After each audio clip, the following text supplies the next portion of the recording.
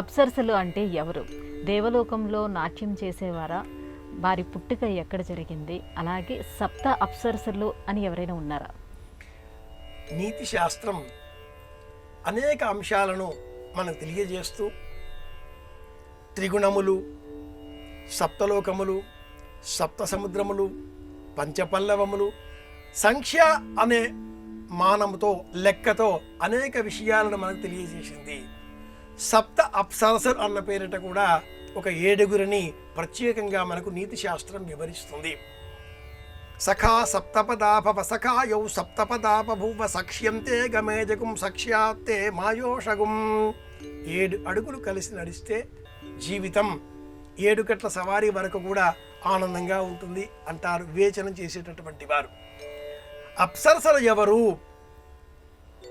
దేవతలు, రాక్షసులు పాలకడలిని మతించే సమయంలో 21 రూపాలలో జీవకోటి ఆవిష్కృతం కాగా, అంటే అందులో నుంచే ఉచ్చైశ్రవం, అందులో నుంచే ఐరావతం, అందులో నుంచే చంద్రుడు, అందులో నుంచే మహాలక్ష్మి, ముందుగా కాలకూట విషం, ఇలా అనేకములు రాగా ఈ వరుసలో అప్సరసలు కూడా ఆ సముద్రంలో నుంచే ఆవిర్భవించినట్లుగా పురాణ ప్రపంచం అభివర్ణిస్తుంది.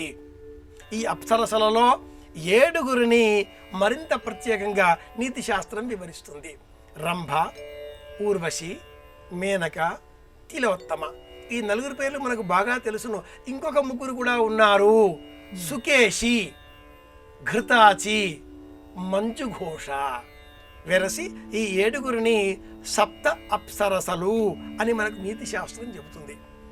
ఈ సప్త అప్సరసల నామాలను వినియోగించి మనుచరిత్ర అనేటటువంటి పద్యకావ్యంలో అల్లసాని పెద్దన ఎంత అద్భుతంగా వర్ణిస్తాడు అంటే, ఆ వరూథునికి ఉపచారాలు చేసేటటువంటి సమయంలో ఒకానొక చిలకెత్త పేరు ఇది, ఒకానొక చిలకెత్త పేరు ఇది అని ఆ చిలకెత్తల పేర్లన్నీ కూడా ఈ అప్సరసల పేర్లతో ముడిపెట్టి మా ఎలాడని తిట్టే మంజుఘోష ఆ పేర్లన్నీ అక్కడ వినియోగిస్తాడు.